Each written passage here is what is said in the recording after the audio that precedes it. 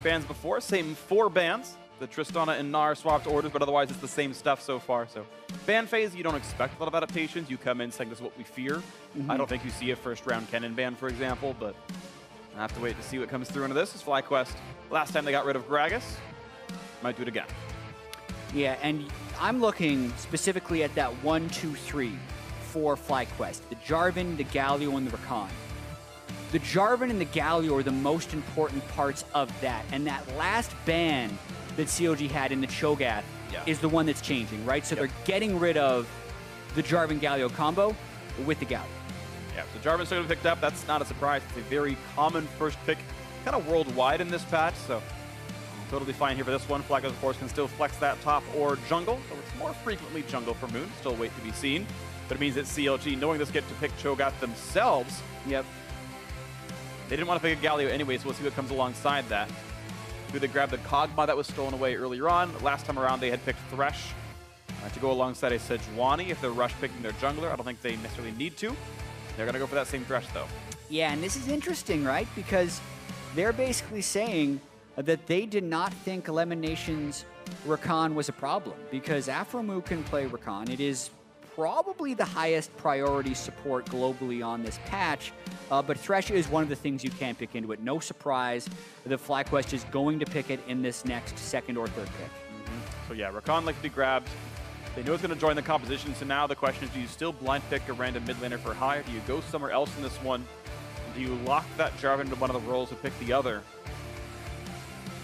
Wait to see. We know High plays lots of Corki. The Orianna, though it got nerfed, still playable, of course. Played a Syndra game yesterday.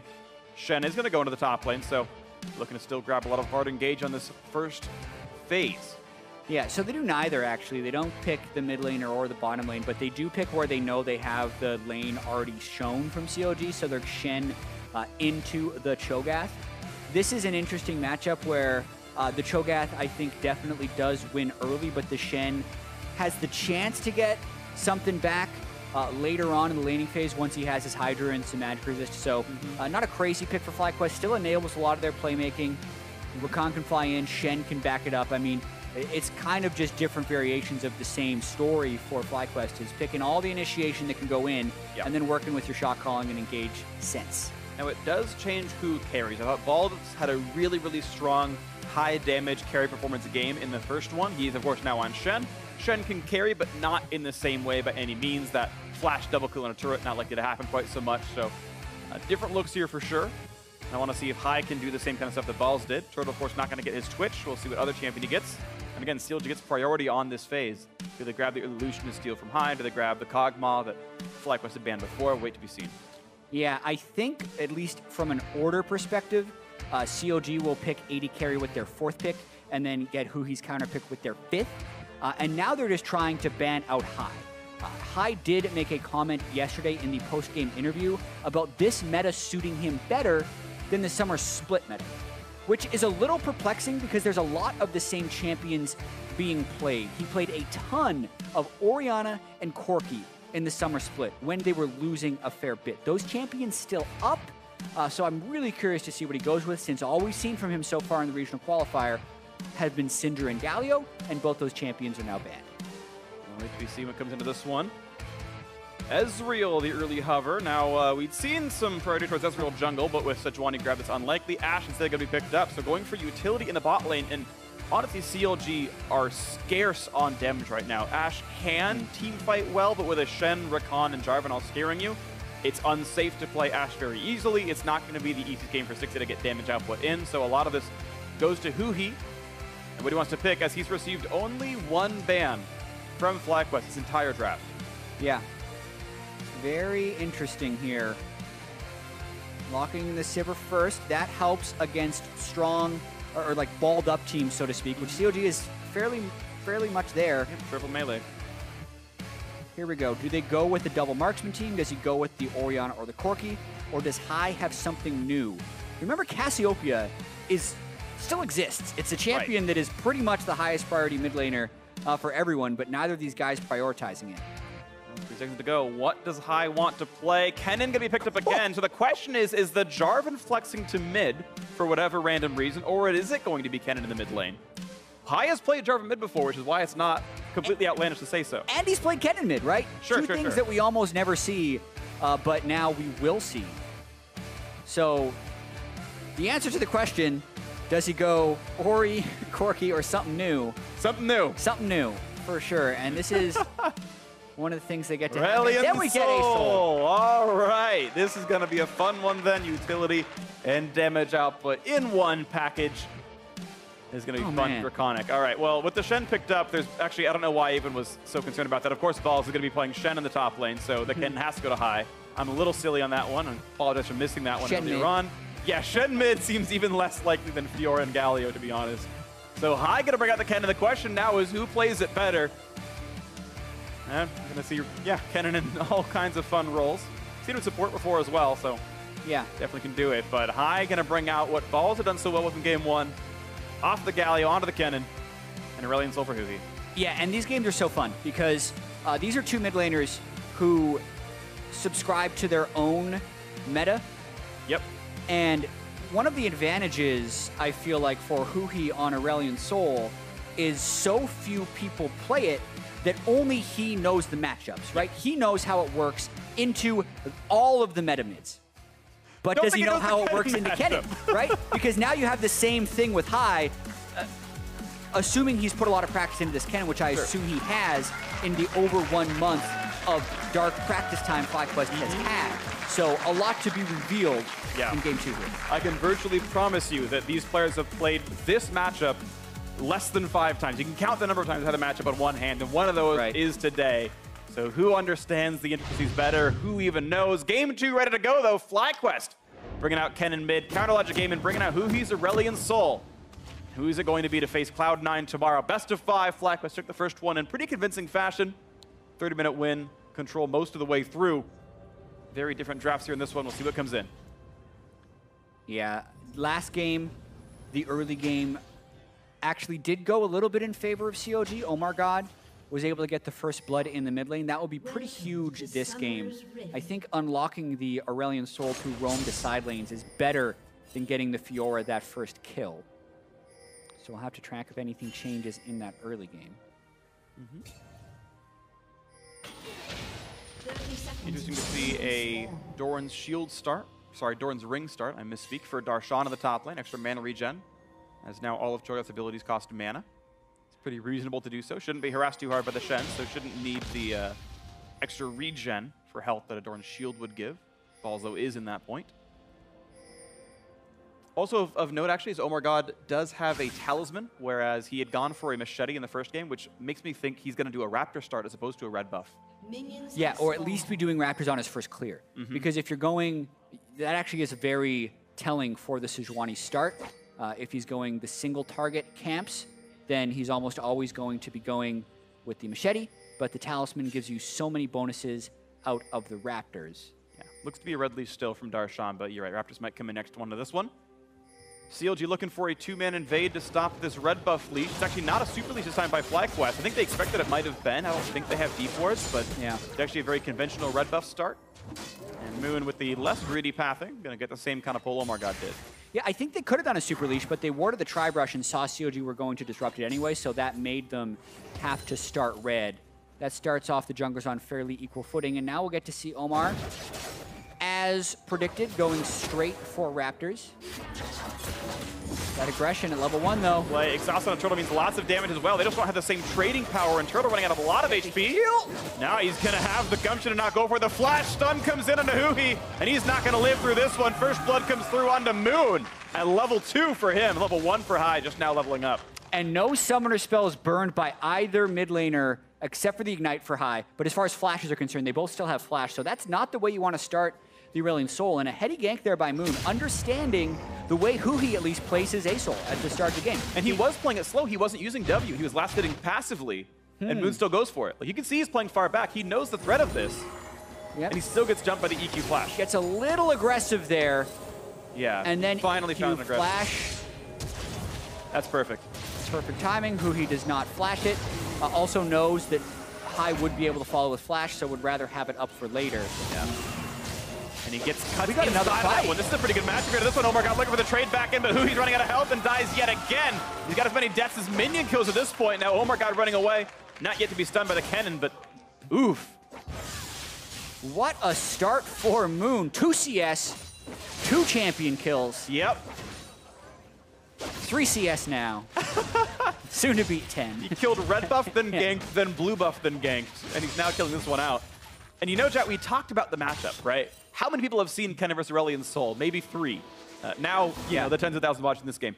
But it's so easy for Huhi to get away from the stun. There is a mandatory lockout on reactivating the Aurelion Sol Q. You cannot do a melee range stun. And Huhi just jumps into that range, goes, you don't have a Q, lands his full combo on him and gets the setup every time. Has been super effective for them early. Huhi really wants to play around bottom lane. And that's all he's been trying to do right there. That's why he got the control ward, but when placing that control ward, the fight happened. Now trying to clear out vision in the jungle. The plan remains the same, but they are playing from a pretty big deficit now. Yeah, they are. 1,300 gold lead, and Moon, ooh, wow. When the ward times out, it's likely to have been timed. He's still waiting around. Yeah, nothing to be had. He has so much gold and hasn't shocked yet. He can go build up towards that Cinderhulk. Actually opts for a different choice here. No Bomby Cinder. Likely meaning he's going to be invading and ganking more instead of trying to fast clear his jungle, which would be the reason to go for the Bomby Cinder, really. Let's see what the plan is. Right now he's walking up the mid lane and then cuts a little bit of the corner. He's going to put some wards down first to help track what OmarGod's ganks would be. Of course, Huhi does not have flash right now, so he's gankable. And he's actually going to end up spotting OmarGod, who puts his own ward down. But there's a Boots and Ruby Crystal, an advantage for Moon, of course. Those ganks paying for those items pretty handily. And gets the cannon. All right, that was crucial. He needed that money, and Huhi just gets rid of those wards that were just put down. FlyQuest's got to feel pretty good about all of this so far. OmarGod gets some of this camp, and Moon takes away 2 of the small rafters. Yeah, and this is super worrying for CLG, at least with the way the early game is played out, because we already talked about how they have a pretty low damage profile. And oftentimes the way they're trying to play this team composition is just roam around the map, take over, and win around 30 minutes. Losing that mid lane pressure now, with Huhi doubling his CS, and having control ward coverage on the left side, really unlocks the map for FlyQuest, who also have the better late game. Nice shot. Actually predicts the juke and lands the stun towards up Huhi's W. You can see if Huhi's coming from too long away, you can land that stun out of Aurelion Sol, but still things to watch out for. Looking out the top lane, a momentarily but short-lived farm lead for Darshan, as Ball's going to catch this wave pretty easily. Nice cannon pick up there for Darshan. And out he goes. Yeah, and just some fun facts on Huhi's Aurelion Sol this year. It is the most received ban for CLG. It's actually banned against them in 66% of their games this year. In the summer split, he's 3-0. On the year, he's 8-1 on it, with only losing to Team Liquid and Golden Glue in one game. Vault boy. If you can believe it. But other than that, he is absolutely crushed on this pick, only really bringing it out when he deems it is a good situation. So the fact that this has gone awry early is very abnormal for CLG. This guy's beaten, what, SKT with this champion, right? Like, this guy is really good at this one, and right now off 0-2, off some really good plays out of Moon and Huhi. Those guys have done great for themselves. The thing is, that used to be the combo way back when FlyQuest was this top-tier North American team, when they were challenging for first back in spring. It was the Huhi-Moon combo. These two were doing great things, and the summer was entirely lackluster, and now we're in practically the fall split, as you mentioned, the more than a month off that FlyQuest had. Practically are into autumn itself, and we'll see if they can make this one happen now. As 2-0 up, hoping to be 2 up, hoping to be 2 up in the series if they can close this one out. WildTurtle doing just fine in his lane. Ball's winning, and Huhi, of course, the same. So leads everywhere, keeping the push going. Yeah, so a fairly significant lead by FlyQuest, 2,000 gold at 7 minutes and 30 seconds. But as you mentioned, the game has slowed down a fair bit. You're wondering where FlyQuest will choose to go, because they're the ones that have the playmaking. They have the Shen ultimate. He can join. Huhi does not have teleport, interestingly enough. Remember the Ignite for those early game fights they had in the mid lane. Not looking for 1-3-1, but doubling Huhi CS in that mid lane still at 8 minutes. Really, really great stuff out of this squad right now. And looking for a blue buff steal as well, as Moon's leading the charge on that. His own red helps him kill it faster, and looks like no contest. Afro not there in time, even a ward to spot him do it. And he goes, our blue's gone, guys. Sorry, Moon was here. The Eclipse didn't slow him down to the slightest. He's gonna be just fine. We'll see as the chase keeps going in. Now, Sejuani wants into the top lane, but again, Ball's really good at sussing out when he might be under pressure. Never really gankable. OmarGod hoping to maybe trade blue buff steals. Sees Moon and goes, you're right, my bad, I'm 2 levels down. Not 2 levels down, just weaker. Yeah, but his mid lane has no pressure, is the problem. His mid lane is 2 levels down. So, yes, he does see the blue buff, but Moon's so ahead of the game here. Yep, just ganking better, getting his lanes ahead, and that's what it comes down to, the role of a jungler. It's interesting, all the comments and concerns I've seen online about catch-up experience into junglers. If you farm camp while under leveled, you'll catch up in XP, but even if you are spending your time ganking, you get your lanes ahead, and High is hashing that advantage in basically wave over wave, constantly pushing around Huhi, getting the farm advantage, getting the level advantage. And now Lemmonnation's here to join the party. Flashes, summoner spells up available on all sides. Yeah, I mean, you catch up in XP, but you don't catch up in gold, yeah. Which is pretty important in League of Legends, turns out. But you can think that FlyQuest is waiting for the counter gank right here. Both bottom lanes have gone missing.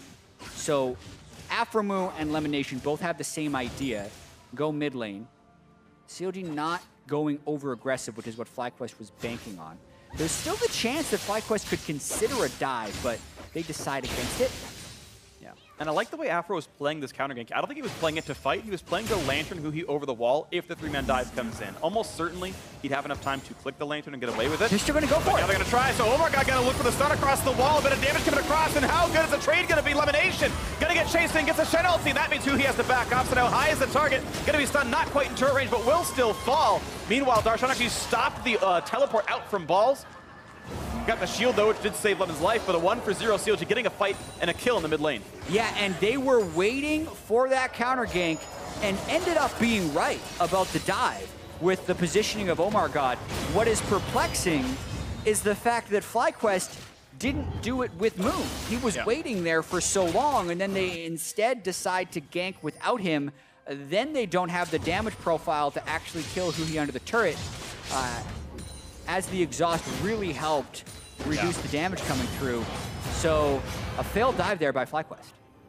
And we'll see if they get anything else off this one, as Moon's going to stop the recall of Aphromoo. You can walk back to base with your boots one. Yeah, watch this one more time. OmarGod has been here for a while.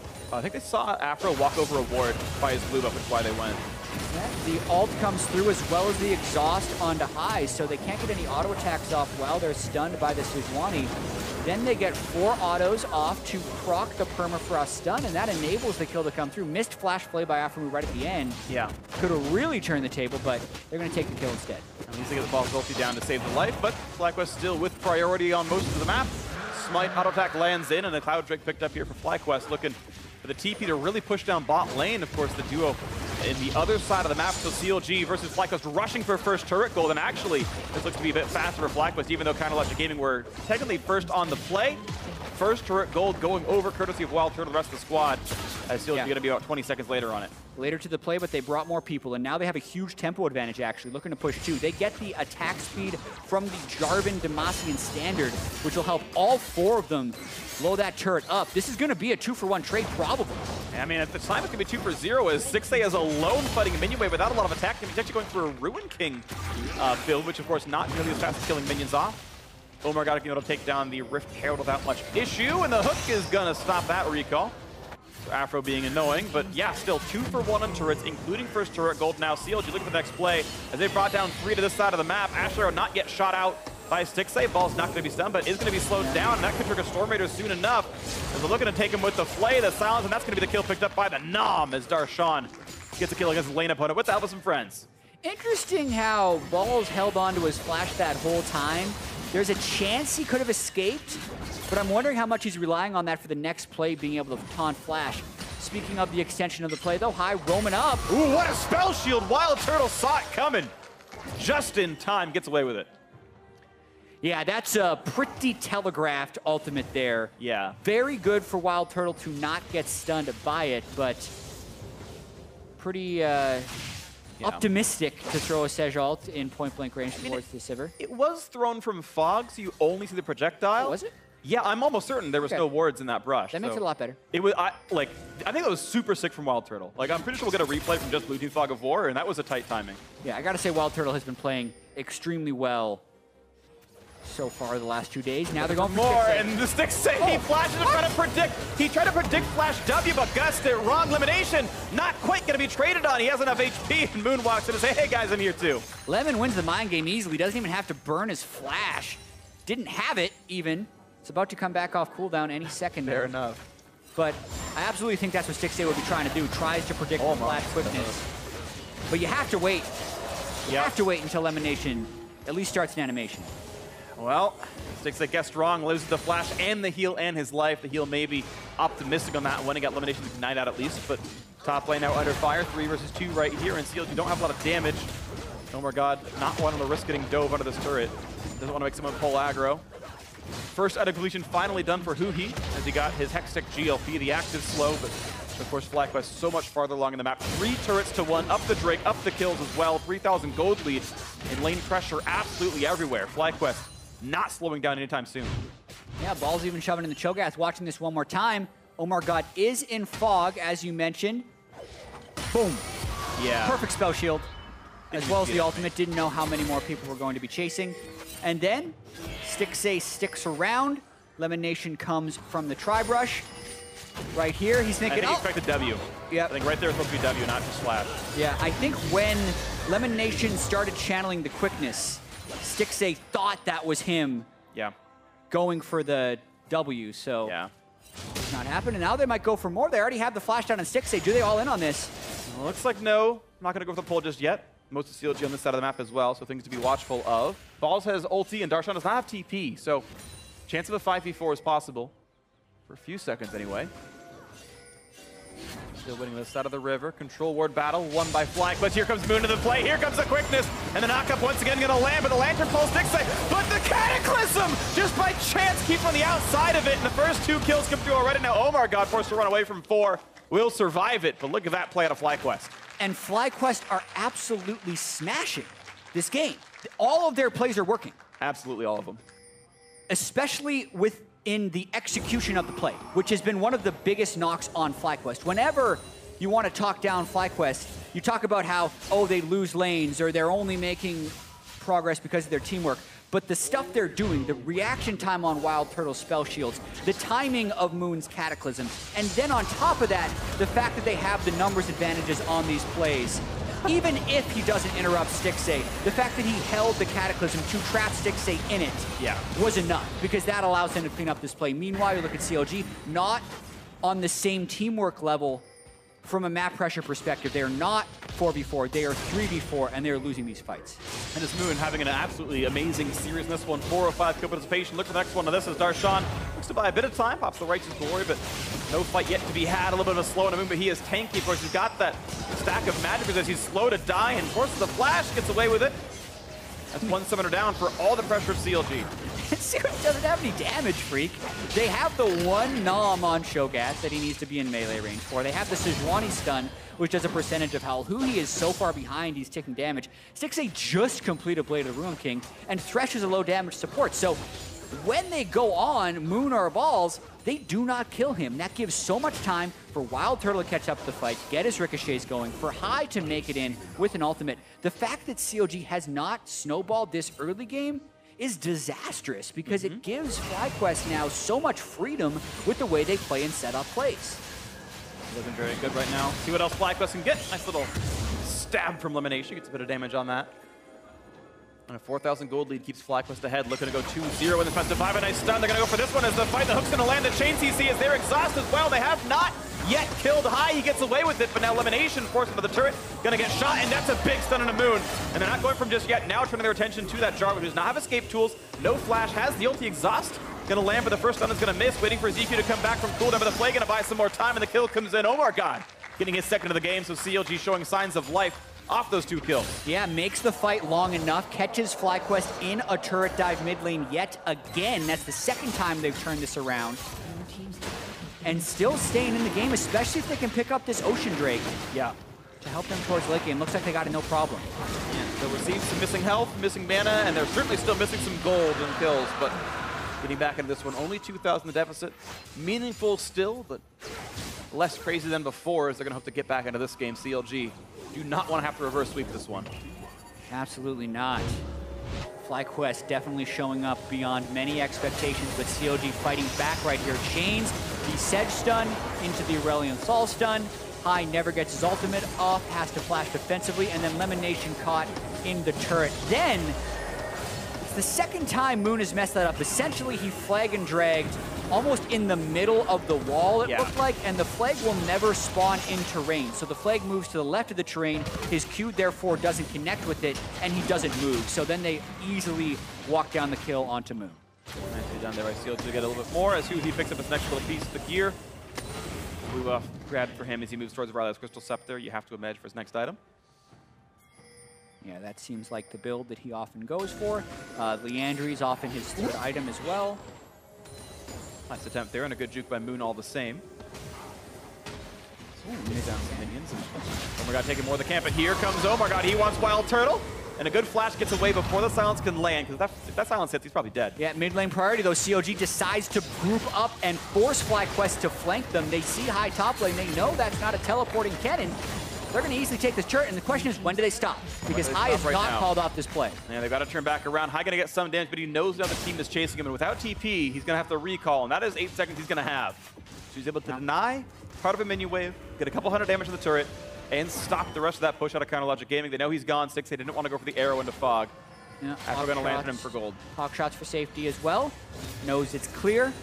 It's really difficult to split push against Huhi's Aurelion Sol, because he'll always turn something into a 2v1 if you're trying to create strong split push pressure.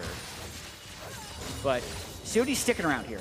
The early game was disastrous. The fact that Huhi had those 2 early deaths and the fact that Moon got off to such a good start. Almost finds the knockup, doesn't though, and now Huhi has a little bit of free time, knowing he's not under as much threat to knock the minions down, but still going to be enough as one final attack from Huhi knocks down mid, outer 4 to 3 in turrets. FlyQuest still holding on to a lead with that nice play into the mid lane off the reset.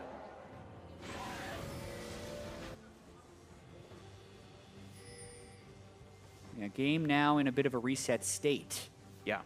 Just because of CLG's playmaking while FlyQuest was attempting to make mid-turret. They finally kind of fight back with that mid-lane second-tier turret as well. Starting to hit some rather important item breakpoints as well. The Warmogs being on Omar. Blade of the Ruin King plus some more attack speed for Stixxay definitely help out. Yep. Just waiting for FlyQuest to pull off another one of those initiations because they have so many tools to fight. Yeah. Every single one has a team fight focused R button there. Looking for the play again. WildTurtle gonna be slowed. Huhi not gonna land the stun. Not quite the arrow either. Had the spell shield for it anyway. Good escape by Turtle. Only losing the R button. Not too bad. Yeah. The more COD can do that though, the more they can desync FlyQuest initiation. Going for a kill. And I don't think he has a way out of this one. The hook's gonna land as well. The shot's gonna come through Darshan, getting his second kill of the game.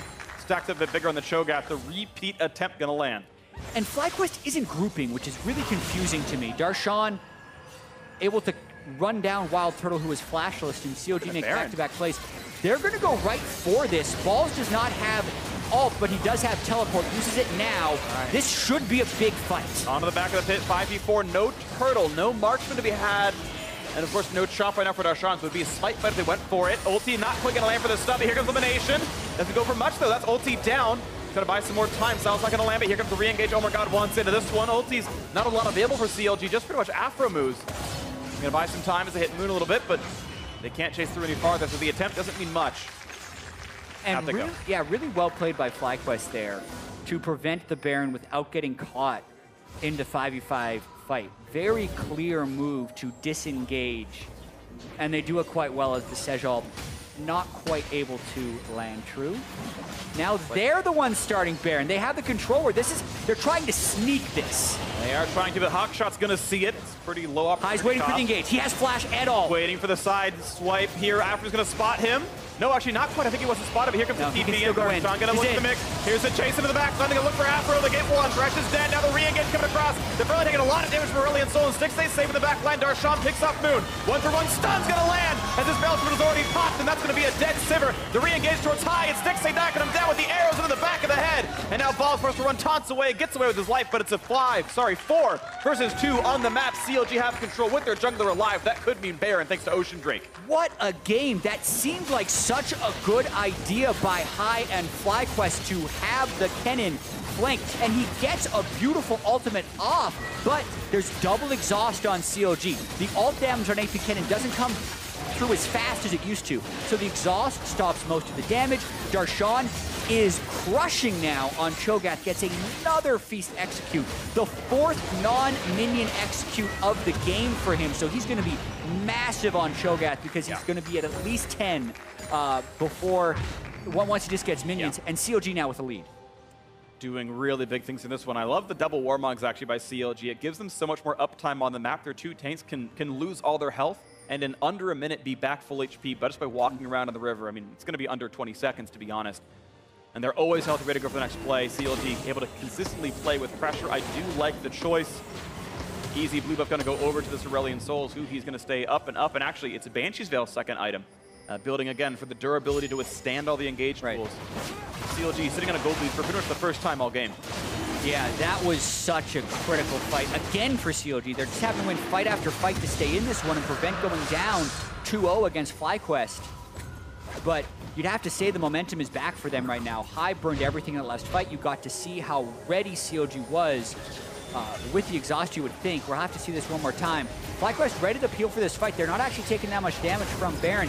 High flashes over the hook, but eaten by an exhaust pretty early on. Then, they took so much damage from the Aurelion Sol right in the middle of that fight. Darshan and Omar just walked down the Sivir, able to just easily finish him off. And at that point, the ricochet damage never comes through. It doesn't go beyond the front line. And they split up well. Stixxay flashed very early away from High to only get tagged, I think, once by RW, and that was it. Got away with it. Close fight here into this one. And now CLG up 1,000 gold. They've got the Baron buff on. Bot lane going to fall first. Let's see what else they have set their sights upon, how big their Baron power play could be. 2 minutes left into this one as they're looking for next bot lane tier 2. Shen is top lane. CLG have succeeded here by being the ones to force the 5v5 fights, even though that has been FlyQuest's bread and butter throughout this regional qualifier during their 4-game winning streak here. But CLG with Baron buff just powering through, and Balls just doesn't want to join with his ultimate until a fight breaks out, but that gives CLG all of the impetus to engage. They've got to guess right. They've got to make sure they pick the right amount of fights to go for, as Balls actually not going to ult across the back. He's going to recall instead to join the fight from the front lines. Maybe a more durable engager on this one, as Balls, I believe, did have the ult the whole time, but wants to sit with the team, doesn't want to get engaged upon too quickly. And that's going to give away the pressure in that top lane.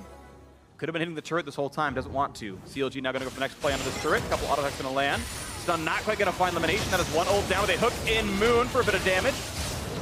OmarGod down to half HP, but again, give him next wave. He's full HP with Warmogs. Exactly. Warmog's Ocean Drake heals up very fast. What he does not get back that quickly is his Glacial Prison, the ult that missed. That's now 65 seconds from being back up again. But like you said, health goes tick, tick, tick. Warmogs is awesome in these situations, and they're going to continue the siege.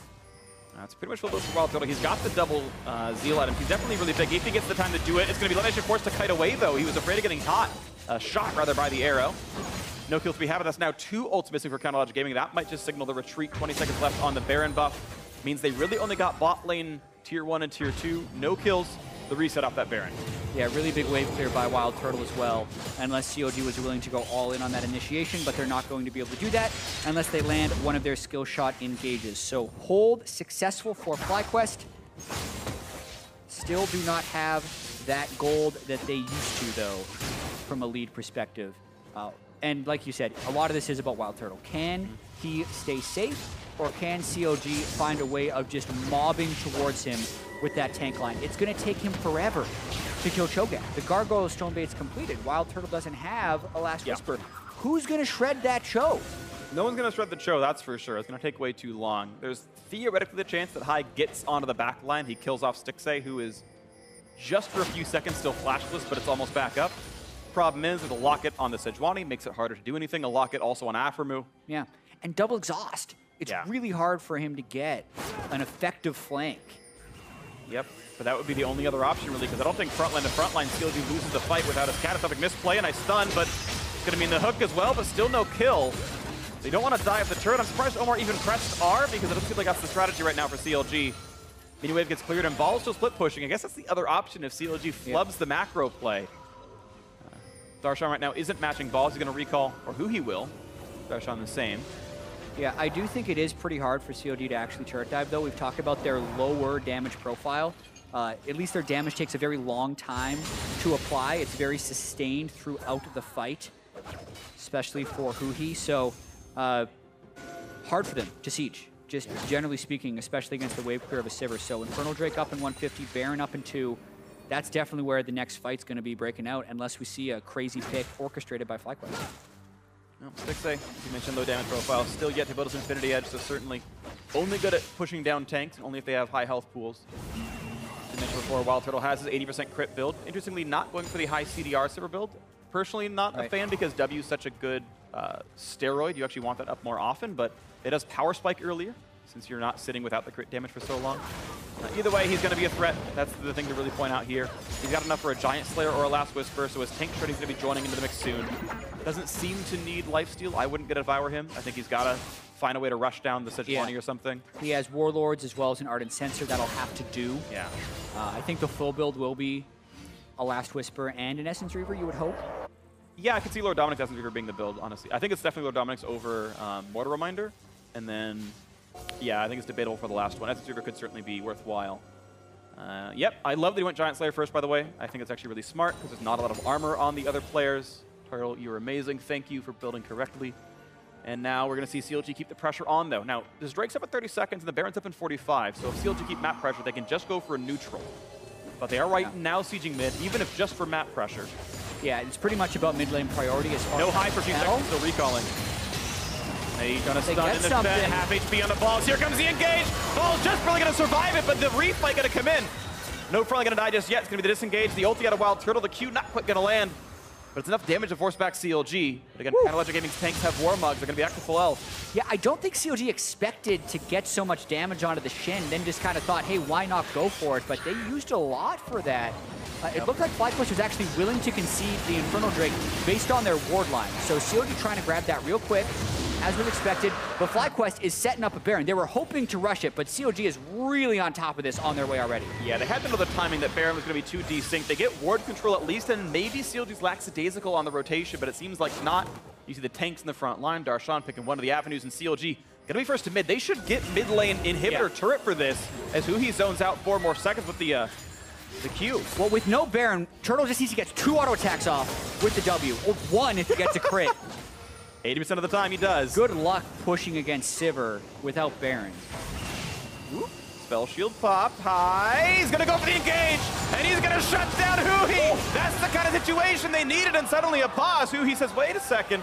Actually, I have no idea what it was. I don't want to speculate, but certainly that seemed out of place from the CLG mid laner to go for something that aggressive when they were winning already. Yeah, spooked or something. That was a huge play by High right here. We'll have to get the knowledge on who paused and what for right there, because that's a massive moment in the game right now. We're 31 minutes in. The Infernal Drake was just picked up by CLG, but Huhi being down for 50 seconds means FlyQuest can play the Baron pit. They already have control wards in place, and they have control wards in their inventory, so they can absolutely deny vision around that area. Well, camera's on Huhi. It does seem it's him. The question is, when we figure out what it is, did he think he was supposed to be able to flash? Did he think he lost control? I don't know just yet. We'll get confirmation. Again, sorry, I shouldn't be speculating in the slightest. 1,000 gold lead for CLG. With if this stands, if this game goes this way, right, with Huhi dead, you have to imagine FlyQuest says, all right, let's. We have 45 seconds to Baron dance. Actually, a minute because he has to leave the base as well. They have a minute to Baron dance in a 5v4. You expect that to go FlyQuest's way, even if they're missing Slicing Maelstrom. That should be enough because they have Sivir ulti, and they have Rakan ulti, and they have Rakan flash. Yeah, FlyQuest should be able to use his 5v4. Yeah, for a lot. What a game this has turned into as far as how close it's been and how back and forth it has been. Again, just kind of emphasizing what is on the line. The winner of the regional qualifier gets the 3rd seed at the World Championship. This year at the World Championship, that means they are put into the play-in stage. So 24 teams going to Worlds, 12 of them being involved in the play-in stage. They would then be placed in a group of 3 that is drawn, and if they are able to win a best of 5 after that, then they go into what used to be known as the World's group stage. So such a long road ahead, and for a team like FlyQuest, it started all the way back in week 9 when they were fighting to keep their championship points and avoid the promotion tournament. They won both of their best of 3s then. They've spent this month plus clearly practicing hard, getting back into sync, finding some of the magic they had in the spring split, and are looking really strong coming into this. So with the knowledge we had from the summer split, almost no one was saying FlyQuest was even going to make it past the first round, let alone now, after seeing them crush Team Dignitas, after seeing them go up 1-0 on this CLG team and then be close in the second game, you're starting to wonder if this team really has a chance of going to Worlds yet again, and it's been quite a story to follow so far. Well, the story I've heard so far from production is, quote, investigating a possible bug with Aurelion Sol. I do not have any more than that for you right now. But yeah, it's Aurelion Sol and bugs. I don't know if we've ever seen this before, but... I've heard that one before, Phreak. We have. Normally it's when TSM's losing. This time they're not even in the game. So hi, or Reginald sending his regards. But it's true. I mean, you know, it's funny because it's true. I actually think there's a really funny chain of stories with CLG and FlyQuest interacting. Okay, so FlyQuest even got top 4. The reason they're here is they beat CLG in the spring quarterfinals in that reverse sweep upset. So the fact that CLG are actually fighting in the regional qualifier and not going to Worlds on points is because FlyQuest upset them in the quarterfinal and knocked them into a 6th place. So the 3rd place wasn't enough to get up on points, right? Immortals took them on that spot, C9 the same. FlyQuest is only even here because CLG beat Envy so that FlyQuest have more points than them. True. Otherwise, Envy would be in that spot hoping for that run as well. So CLG got FlyQuest here by beating Envy. Otherwise, it'd be them instead. And then what then is funny in the future is, this is courtesy of a Reddit post, by the way. I forget the guy's name, though, is if FlyQuest wins, then they're almost single-handedly responsible for eliminating CLG from Worlds by beating them in the quarterfinals of spring, by beating them in the regional qualifier here. Okay, Summer Split CLG could have won. They didn't play FlyQuest there, but, you know, are 2 of the 3 reasons CLG would be eliminated from contention for Worlds. And so this teams just keep interacting. It's just kind of very interesting. Yeah. Hopefully at some point during this pause we can get a replay of the interaction we were talking about or that is being investigated to try and see what our QA team will be looking at. Obviously they're investigating the claims. They want to make sure before they go on if it is a bug or not and then follow the protocols from there. But like we said, such a pivotal moment in the game right now. 31 minutes in, 1,000 gold between these 2 teams. Okay. Well, we do have a replay. That's been told to me, so we'll have that come up on the screen in a little bit. We'll see what Huhi does with this. And now we get to speculate as much as we want. So we're going to try and figure out what's happening here. Huhi's obviously going in for high. Starts his Q. Banshee's Veil is then popped. Yeah, which means he can still use, or assume and get out of E. Is he now locked out from right-clicking or something? The Q... You know, we're just trying to figure out what's happening. So, if I'm to... Again, I'm purely speculating because I have no other information. So I'm going to speculate, full disclosure of speculation. If the interaction is... So normally, right, your E is canceled as Aurelion Sol when you take damage. Right? Like, you can't keep flying and be in combat. It is an out-of-combat ability purely. So if theoretically a spell shield blocks the incoming damage, are you, like, not able to now cancel because the game thinks you're supposed to fall out of it? Like, is that the interaction that possibly investigating? Like, that would be the only reason, because who's a good enough player to not face check a Kennen? Yeah, I did just hear from production that they're investigating something with the E canceling. So either Huhi thinks he tried to cancel it and it did not cancel, which prevented him from being able to use the rest of his kit, so to speak, or it did cancel when it shouldn't have, would be the other argument. But based on what we saw right there, I thought Hai outplayed him pretty hard there, right? Being able to dodge away. We're going to watch it one more time. He starts the E, obviously. He wants to land the Q stun, so he sends the Q at a bit of an angle to try and cut off his retreat path, right? But then Hai proto belts over it, and at this point... his E was put on cooldown when the Banshee's Veil blocked the Q, so it was in a state of canceled but not canceled is what seems to have happened. Again, slightly speculating, but that's... in my... With speculation, I think Huhi wanted to cancel the E. It went on cooldown by showing me that tooltip there, meaning that I'm guessing a Banshee's Veil interaction it was in a state of canceled but not canceled. He then couldn't right-click out of it. He's still locked in the movement. And so he just face checks into a full HP Kennen. That's my speculation on what happened there, which definitely feels like a bug. Yeah, either way, Huhi is down right now. If it is a bug, if it's deemed to be a bug by the team, then they need to define the severity, and they have to know whether or not they would offer a chrono break to CLG, which would be the option. That would be the next step if they deem it to be a bug. So we have to wait on the team to decide on that while they investigate. I'll have to wait to see. Of course, this could take a little while, but if you start seeing refs talk to Huhi and the rest of CLG more directly, it's probably what that portion of the situation is. Yeah. At a certain point during extended pauses like this, teams are allowed to communicate based on the referee's discretion. This is obviously an interesting time as well because the game is in such a high value point, but as you can see, high talking right now. Seems like they gave me okay. Go ahead. All right, well, as we still have some more time to go through with this pause, I'm going to send it down to Dash and our esteemed analysts. See you there.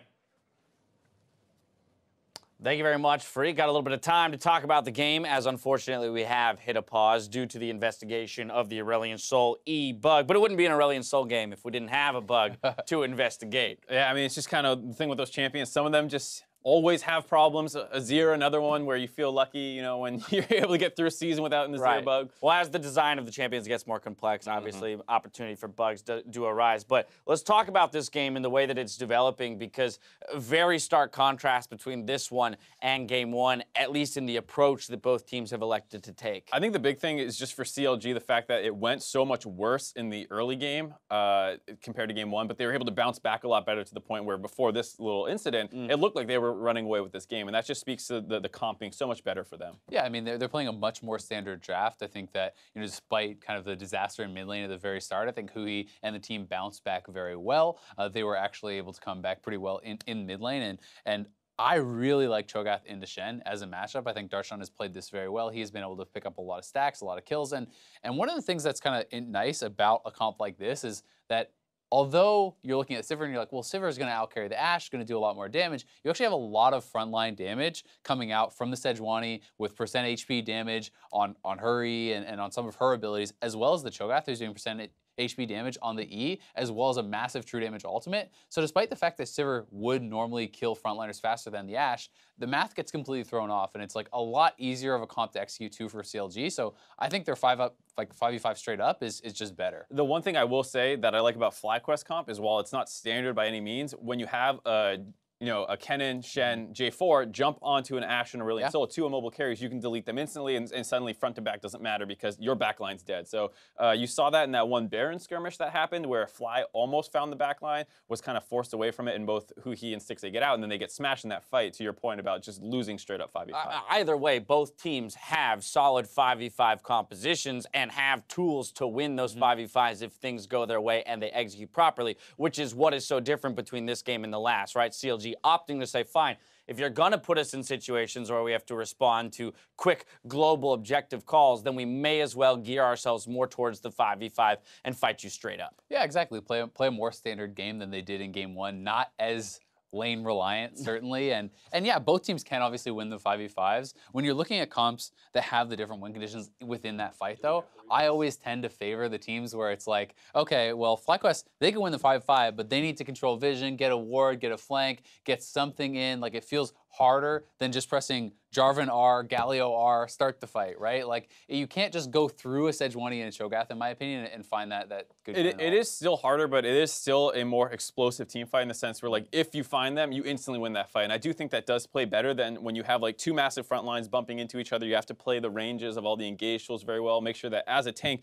you're not a little bit too far forward, so you get flayed that one more time, and then they keep DPSing you. And those are those, like, really subtle movements when you watch really high-level games where you're like, oh my god, that's such a good front line. And I think FlyQuest playing the kind of more go and blow somebody up style plays to their strengths. And this conversation here is very relevant to what we might see happen in this game, right?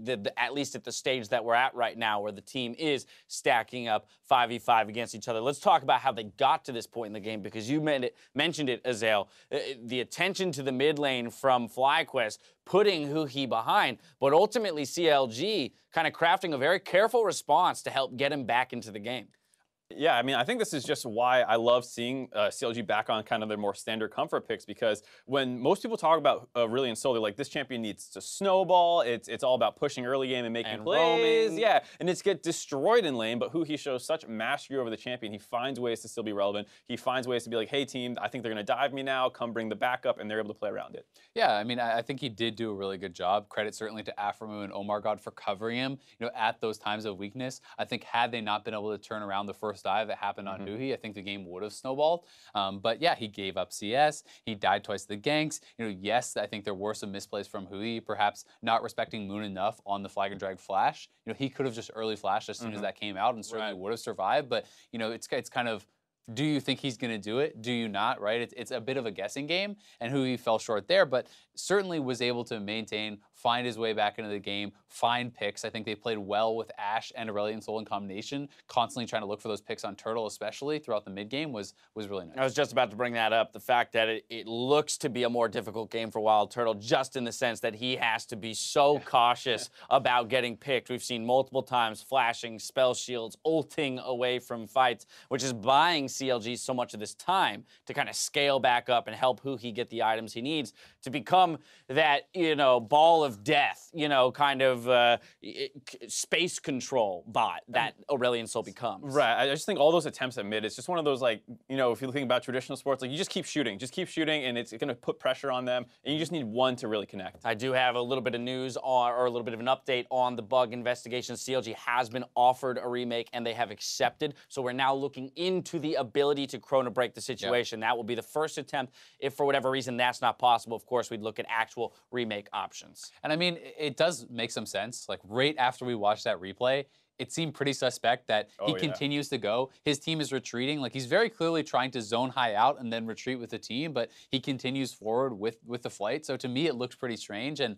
and the fact that it's at such a critical juncture of the game, Shen split pushing, about to put pressure, on the inhibitor turret, that would have been a 5v4 with Baron up, with Shen at your inhibitor, and that would have been, the most important kind of section of yeah, exactly. That's such a huge aspect of bugs in general, is what is the state of the game, right? What is this bug actually going to mean in terms of the circumstance and the consequence within the game? And when you have a Shen who's already about to be on the opposing team's inhib, when the bug occurs, you now lose someone, you're in a 5v4 and have to worry about the split. It was definitely a huge detriment to CLG here if it wasn't, in fact, a bug. Right, and even the point you're saying about, like, just the eyeball test, sometimes you can look at something and be like, that. Yeah, I mean, like, Huhi's so good on Aurelion Sol. I doubt this guy is going to just be like, oops, I drifted way too far forward into a Kennen 1v1 who's now in range to ult me. And, like, he's not going to make that mistake, 100 times. Especially when your team is not coming behind you. Right. It's not like I'm trying to force action. It's like, I shot something, it missed, I'm going to back out, but for some reason, it keeps going. But at least this replay or the bug itself kind of did give us an example of what you talked about, the immobility of the Aurelion Sol and the Ashe in a fight. And if you do misstep for a moment, right, the bug caused the misstep here, but out of position Aurelion Sol dies instantly to a Kennen and a Jarvan, and you can see how impactful, just the slightest misposition will be as we move into the later stages of this game specifically. Yeah, you certainly can. And also, from FlyQuest's point of view, even if you fully accept, okay, it was a bug, he wouldn't have done that, that is still so annoying, right? It feels bad. It's a frustrating situation to be in, and here we can watch it one more time. Like, you can clearly see he's going to try to zone high out, but if you follow the rest of the CLG members on the right side, they start to actually look to retreat. Darshan is walking off to the right, and he's still flying. Like, even Mark brought this up where it's like, even High is kind of confused. He's kind of hesitating to actually pull the trigger on the ultimate because he's like, well, wait, why is he still coming? Is someone else there? Do I not understand something? Yeah, it's one of those things where sometimes you're just like, what is this guy doing exactly? And it was one of those, I think everyone had that kind of moment where they tilted their head at Huhi. And just the point about, like, the team turning away, they're clearly like, we're under pressure from this Shen. We should probably do something else. And I doubt Huhi's like, let me go try and 1v1 the Kennen. Now, we're not entirely sure where or even if they'll be able to chrono break the game 2 at this point, right? So I don't want to speculate too much, but I do want to talk about, given that this play will ideally be removed from the game, in a sense, how does FlyQuest grab control of this game? Because we talked about this could have been a turning point for FlyQuest, where CLG seemed to have wrestled largely the control of this game. I think like right where that replay started, you see that the game is pretty in a neutral state. So if the game goes back anything close to that, it's really not that big of a deal. CLG is probably going to go to Baron and either look to force, or they're just going to reset the Cho'Gath and deal with the Shen. And if you're FlyQuest, like you're saying, you're hoping potentially that they go for the Baron force option, because that plays into FlyQuest kind of really decisive play style. They have to have this Shen with pressure, and then they're probably going to look for, while they're kind of trapped in the Baron pit, maybe they can find that all-in attempt. Right. And I mean, for me, for CLG, they're trying to control vision, eliminate any flank wards, push up and siege, right? Make them actually fight through your team, whereas CLG, they're trying to do that, and FlyQuest is trying to find flanks. They're trying to find some sort of Kennen plus Shen combo to actually get on top of, the Ashe, get on top of the Aurelion Sol. Because if you can pull that off, to Mark's point, it's an extremely explosive comp, and the game can turn like that. We've seen some of the difficulty, though, for High in terms of getting in on those team fights double around exhaust. the Baron, right? You've got a double exhaust for one. Even with the Flash and the Proto Bell at times, even a well-timed flay from Aphromoo has kept him out of the fight. And when you don't have that TP on the Kennen, instead of an Ignite, you're not able to kind of start from a TP flank either. That's one of the big things for me was the Ignite. I kind of get it where you want to be able to punish that Aurelion Sol, but I think as the game goes on more and more, you're seeing how much they probably wish they had that TP. There were a couple times where CLG can brute force as hard as they want in the mid lane. We're talking about just keep taking those shots. If you have a TP ward behind you and you blow some ults trying to get onto the Sivir, all of a sudden the Kennen's behind your team. And the fact that he doesn't have that makes those attempts freer. You have less pressure around the Baron, you're less pressure on split push. The Ignite being the summoner choice, while it's hard to criticize because laning phase went so well for the Kennen, as this game goes on, you wish you had that TP. Yeah, if anything, the criticism around the lane phase is what was done after those first 2 kills came through, right? We saw the look and the posturing for the dive. Moon decides to leave that pod. They still go for the dive, and that's where it all kind of started to turn around, as opposed to taking that advantage and say, hey, let's extend it now to our side lanes. We've got a fed Kennen, a fed Jarvan. Can we 4-man dive in the top or the bottom? And I mean, to that point, it just becomes then more about his teammates setting him up, right? Can the Jarvan actually set him up with a flank and Cataclysm and lock them in for that Kennen? Can Lemonnation find the engage, or can Balls actually find a TP flank or something along those lines to hold them in place to get that fight going? Because if they can, especially if you can actually, force out an early flash from one of those carries and then still have your flash available to force a fight, like that becomes super dangerous for CLG. Right, kind of going back to our point in the first game, their comp had so many tools that they could kind of be excessive with their engages. And if you blow a Jarvan EQ ult combo just to get the flash, well, guess what? Your Rakan can go for a flash RW combo, and then the Shen comes on that second attempt. So they do have tools where they can maybe go for these layered engages, but CLG does feel very strong right now, and if you ever flub one of those, maybe your Jarvan can't get out. Yeah. Yeah, another thing I'd like to talk about, we're kind of just making a complete departure here, is the number of AD carry bans that we've seen go through in this series alone. We had 5 in this game, 2 the prior game, 1, 2, 3, 4 going through in the ban phases. And so a lot of focus towards that AD carry position shows us, or rather relegates these guys to the Ashe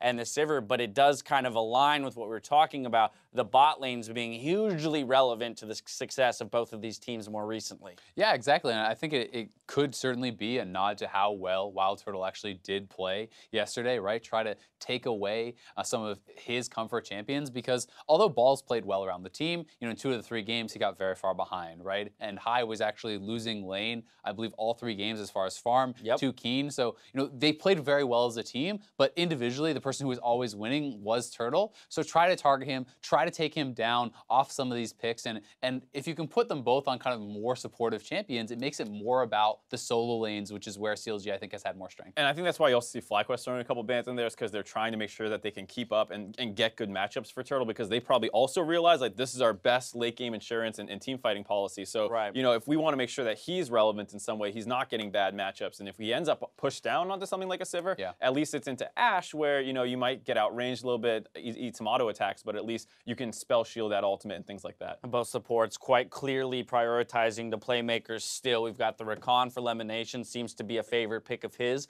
nowadays, but from Aphromoo as well, the Thresh. Again, when we talk about that dive, the attempted dive out of FlyQuest here, the thing that saves it is the fact that all of those guys are sitting around. Chrono Break looks like it was successful, I'm just being told, so I'll cut myself off, and I'm going to throw you guys back over to Phreak and Jatt to get us back into the game. Enjoy. Thank you very much. I am here with Phreak and Jatt. He's a great person. I am also Phreak. That was lame. And of course, yes, as Dash mentioned, Chrono Break seems to have worked. So we will go back some amount of time, probably very little bit into the past, and replay it. Yeah, thank you everyone for sticking with us. As some of you may know, it's not exactly a rewind tool. Chrono Break just records all the inputs from the game, plays them back until before the moment of the bug, and then restarts. So it was running during a lot of that pause. Luckily, they say it is successful, and we'll get back in as soon as possible. And great. The referee basically defines a dead ball state in the game, so it's not going to be like a second before Aurelion Sol hits Kennen. They're going to try to find a point of low contact. That is a judgment call. So we're going to get to see where they put it in as far as the remake of the game. Yeah, if I'm gonna guess, it'll be after Infernal Break's taken, the Baron scuffle happens, and like FlyQuest runs back to their base, and they're like kind of both streaming down, like through mid lane and through that jungle. That'd be my guess, which would be like 20 seconds, 15 seconds in the past. Maybe it's before then, but we'll have to see what it ends up being because they were a little bit interactive right before then, but of course remains to be seen. The players are sitting back down. A couple of CLG members had taken a break during that pause. Huhi was pretty much just dictating to his team the entire time. The teams had some time. And we are back into this one. Looks like not very far in the past. The Infernal Drake was taken. So we went back about 8 seconds, and here we are. Yeah, before Aurelion Sol essentially goes for the Kennen, they instead opt out from the mid lane. So we're back in the game, basically the same game state, and it's a reset. Because remember, this is the point of the game, as Huhi goes all the way at, able to cancel his E. As, well, it went max duration, so a little bit of relief. Not necessarily known. Anyway, the pressure from the Shen was being applied. That's what prompted the earlier play. And now it's game on. FlyQuest back trying to take control of the Baron area. All right, so here we go. Who can take down game 2? It's a close one, but CLG up that Infernal Drake. Fairly useful at this point.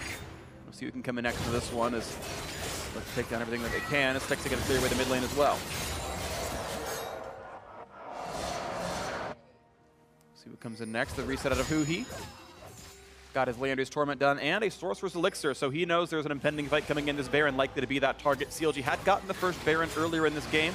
Hurricane aggro's Baron, loses 400 health. Not really his fault. He didn't have a choice. Lord Dominic's done for WildTurtle. His tank killing is in. And yeah, he could go Essence Reaver. He could go like a Death Stance to get a lifesteal item, or he could go Ruin King for better tank killing. I think all are options. I think Ruin King actually might be the best against Cho'Gath, to be completely honest. Just for the single target damage. We'll see what he ends up doing. Darshan back in his lane. Yeah, and because of how close the game is, it is difficult to full 5v5 start a Baron.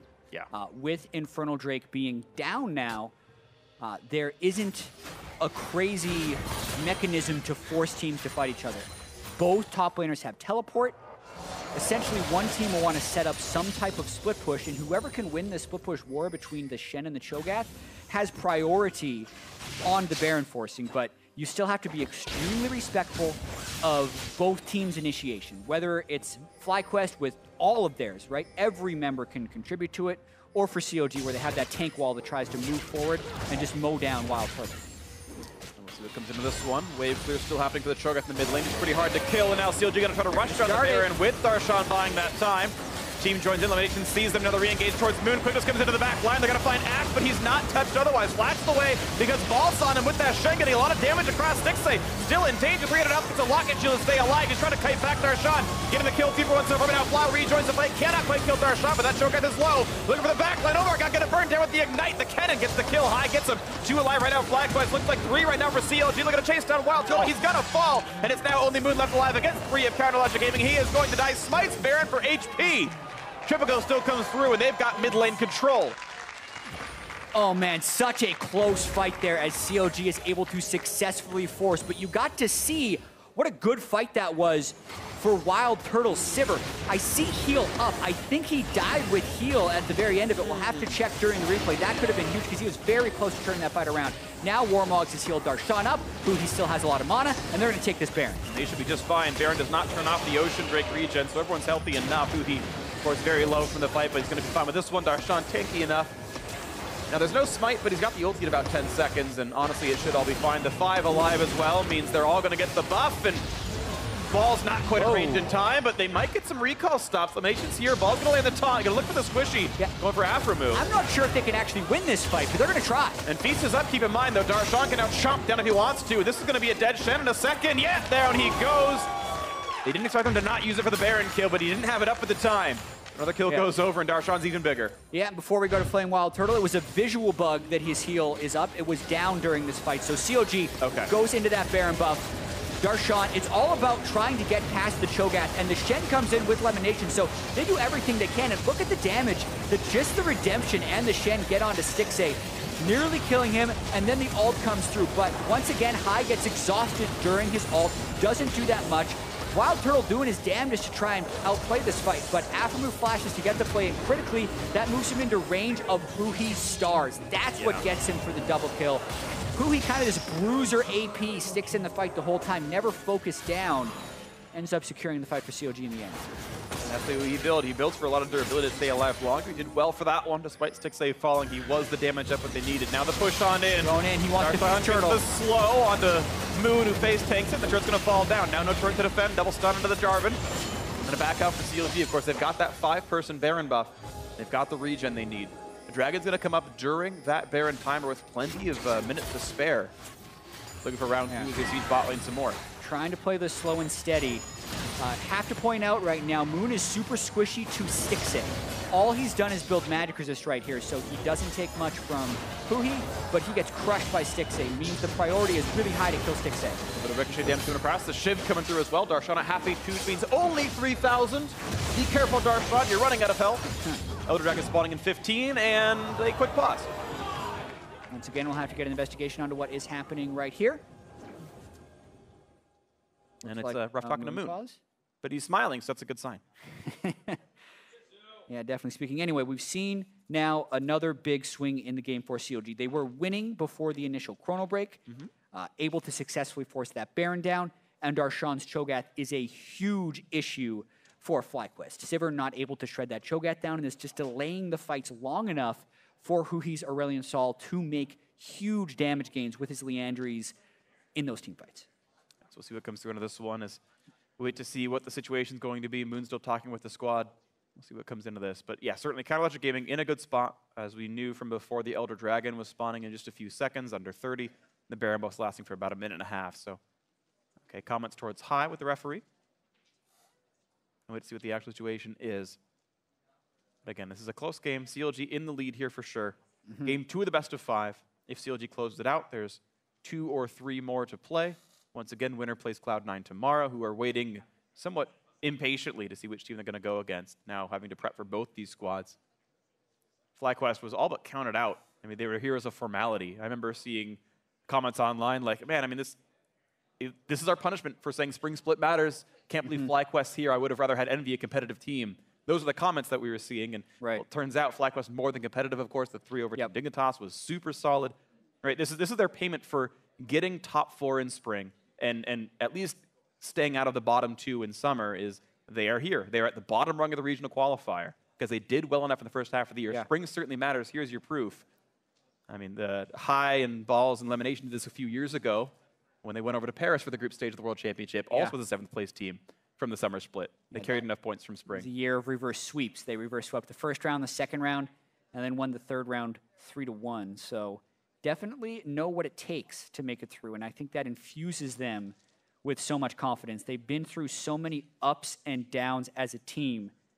They have that inbuilt trust to know that they can make it back to that level, even if it hasn't been there. And to be fair, I think CLG has a lot of that same thing going on. They're a team that was knocked out in the quarterfinals of the spring split, made it to the semifinals, and finished 3rd in the summer split. But still have to prove themselves in this regional qualifier yet again. And just to give the fans an update on what is happening right here, the Dragon timers, when they press tab for Huhi and Moon, are missing. So they're trying to just restart the client to get them back.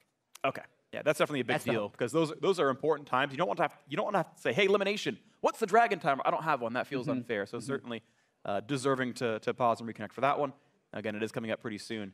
And you mentioned actually before proving yourself, really. And there's an interesting kind of point with CLG where if CLG Gaming play 8 games in the regional qualifier, so maybe 4 here and maybe 4 tomorrow, or something to that effect, OmarGod will have played as many games on CLG as Dardoch has. So they got the 3rd place win with OmarGod in the lineup. They played the last couple of weeks with him as well. And now if they actually qualify for Worlds with OmarGod, like he has now been, played more games with CLG than Dardoch has. And even, with him getting some criticism, and he's maybe been a bit of a slow starter, not quite the explosive rookie that someone like Mike Young might have been earlier on in the year, you know, very much he is the starting jungler for the squad. He's been playing better and better throughout the last couple of weeks. He was great in the third-place match. He has been okay so far today. And again, by the end of this, if they can make that run to Worlds, he will have played more games than Dardoch did. And this third place is as much his as it was any other member of CLG. And, you know, very much a part of that squad. And you know, in his rookie split, despite, you know, not getting the votes for rookie of the split by any means, you know, maybe heading to Worlds at the end of it all. Yeah, and still obviously trying to work through the pause. You can see a lot of communication between the referees, League Ops, and FlyQuest to try and solve this pause. And to speak to CLG and OmarGod a little bit more, it's been nearly 2 months with him starting on the team. Yeah. He's been on the team for much longer. Obviously, they found him in Scouting Grounds, which is at the very start of the year. He played on CLG Academy, made his road all the way up through here, and now has been involved in many high-pressure games. And even though he hasn't looked great, he does look more a part of the team now than he did when he first subbed in. It's been a rocky road for them to get him into the CLG team, but it is definitely progressing. It definitely is. And shout out to Scouting Grounds. There's another one coming in fairly soon, in a week or two as well, for North America. So that'll be a fun one to watch for. I believe the finals will be broadcast, but the rest of it's going to be all kind of in-house with the teams drafting their squads. So that'll be fun. There was, actually, it might be in more than 2 weeks. I forget exactly. Anyway, it was been announced. It's online. And Scouting Grounds 2017. Scouting Grounds is cool. There are actually some cool extra rules added as well. Basically, it's the no one tricks rule. Like, you have to play at most 40% of your games in one champion. I'm getting off topic, so I'll redirect to this one. But yeah, again, still a very close fight into this one. Right there, that man on your screen, WildTurtle, he is pretty much, he has to be the main carry force. Like, he is the one who's going to be able to kill these tanks. High has built for squishy killing, but with double locket, double exhaust, that Kennen's not going to get a lot of work done against the 7,000 health Cho'Gath with the stone plate. It is going to be on Turtle right here. You know, he has gone to Worlds so many times before. He was one of the longest standing TSM members back in the day. He was on the Immortals squad that just barely fell short last year, and then had you know, even that MSI trip with TSM earlier in this split. Like, the man consistently goes to international competition. Yeah. And I mean, it was believed that he was going to be an upgrade for FlyQuest, and it was such a slow start in summer. Yeah, I mean, WildTurtle is an incredibly experienced player. There's been 10 North American LCS finals. He's been in 7 of them. Was in the first 6, has been in 1. Last split, obviously, with TSM when he was an NA LCS champion. Got to attend MSI before moving on to FlyQuest because he did not want to be the 6th man on that TSM roster. Yep. Even though it was offered to him, wanted to try and make his own way on FlyQuest, and this would be, once again, his opportunity too. He was player of the series yesterday. 1 death in 3 games. 1 death in 3 games. Perfect positioning for pretty much all of those fights. Has had very good positioning here. I love that I can hear High, like, yelling. He is so loud. Like, normally I hear him in the battle feeder, like, especially when, before we got Olivie, I'd stand by the side of the stage, wait to do the interview with the winning team, and for whatever reason, FlyQuest kept being on red side, so I'm, like, 15 feet from High, and I could just hear all his shot calls, like, the last 10 minutes of the game. Like, all right, I'm in position, ready to go, and it's all him talking about positioning and the flanking and how long till the mid lane is going to show up, and he's almost always exactly right and how long it's going to take. And then here I am, like, a story above and, like, 50 feet away, whatever. I'm wearing headphones, and I can still make out, like, half the words he's saying. The man is communicative. That's for sure. Definitely been stronger for their communication as well in this regional qualifier so far. Yeah. About 5 games in. Just waiting to get an update on what the solve is, whether or not it is a playthrough, whether or not they're able to fix it. Yeah. We'll get that information to you as soon as we get it. Yeah, at this point, a simple client restart would have happened. I think even a computer restart would have come through at this point. So, yeah, as you said, Jatt, waiting to hear the rest of the details into this one. Maybe it even goes back to the analyst desk for a little bit. I'm not sure just yet. But again, we got 2 minutes later than, than the previous pause for maybe a slightly less impacting but still important bug. And CLG, again, in the lead this time around. It wasn't an Aurelion Sol just nosediving into a barn door and crashing and burning. So you expect CLG to keep pressure. And if you play the game out, I would say, you know, 7 times out of 10, CLG probably wins this one and makes it 1-1. But that 3 out of 10, of course, still a possibility for FlyQuest. Yeah, anything can happen in these games. And I just got the update from production. So the Dragon timers are still missing for FlyQuest, but they have confirmed that Elder Dragon is spawning now. So the fact that the timer does or does not work becomes irrelevant because they have told FlyQuest that the Elder Dragon will be coming up in 16 seconds. They told them that exact time, and they're saying play through. And likely that yellow mark in the bottom right corner as well in the minimap also probably shows in their clients as well, even if the tab timer does not. So timers are in. Elder Dragon in about 5 seconds, and CLG, again, they are there first. They've got a full health Cho'Gath, and they have seemingly every single summoner spell and ultimate available. see that ends up being the case here. Stixxay just straight up starting it. Knock this one down as fast as he can. He's got the Infinity done. He's got plenty of damage here. OmarGod tanking up as well, and FlyQuest seems to be zoned out. No one is coming through that river. No one's going through the jungle. This is going to be Elder Dragon for CLG. And pause or not, they had no way of contesting. Elder Dragon picked up now. CLG Gaming 6,000 gold up. Baron buff should still be on for, I believe, 40 seconds. And this Elder Dragon on them as well. Yeah, another recall comes through for CLG. They are super buffed, so to speak, right now. Baron, Elder, getting the true damage burn stacked up a little bit. Also 50% more effectiveness on the Infernal and the Ocean Drake. Yep.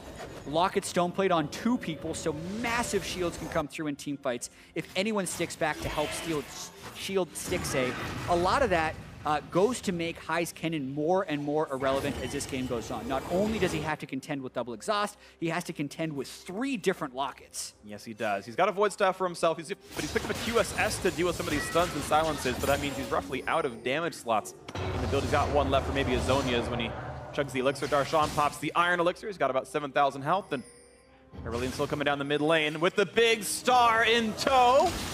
Huhi wanted to be just that for the team as he runs forward and zones them off the turret. And it does create a lot of distance. Mid lane going to fall. The Baron going to time out in a few more seconds, but with Elder Dragon on, mid lane has fallen and bot lane is next. Already have an exposed inhibitor. It's a really tall task for FlyQuest to fight them now. The correct choice may actually to be going down 2 inhibitors. WildTurtle will be able to clear that no problem as Sivir. One of the things you can do with Sivir, more 3 inhibitor comebacks than many other champions. Yep, and Darshan, you can see, takes a lot of damage, loses about a third of his health bar. The chomp on in, look at the burst damage. Boss is gone for the start of it. That is a tank dying from over half HP.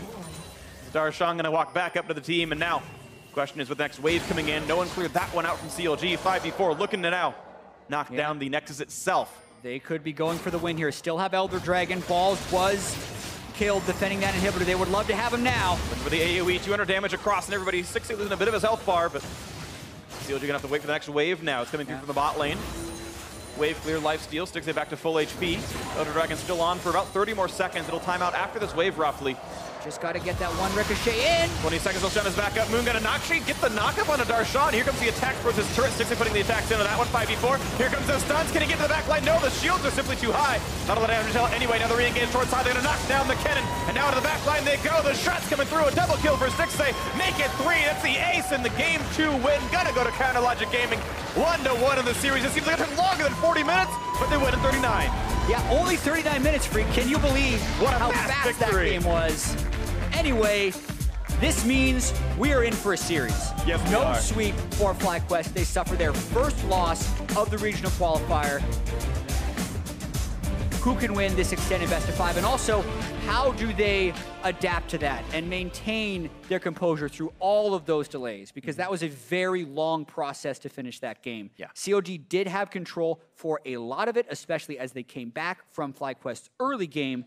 And it's going to be very important from the coaching staff to be able to reshape the thinking around that game, figure out where it was actually won and lost, because there was so much ebb and flow throughout that game that eventually led to the CLG victory. Yeah, a very interesting one. Hard to keep track of all the points of it as well, certainly because of the extended circumstance of this one. I'm sure the VOD watch is going to enjoy skipping through 50 minutes at a time, but it was a fun one, absolutely. Either way, Game 2 did go to Counterlogic Gaming, so now we're going to send it over to our analyst to break down that long-winded win.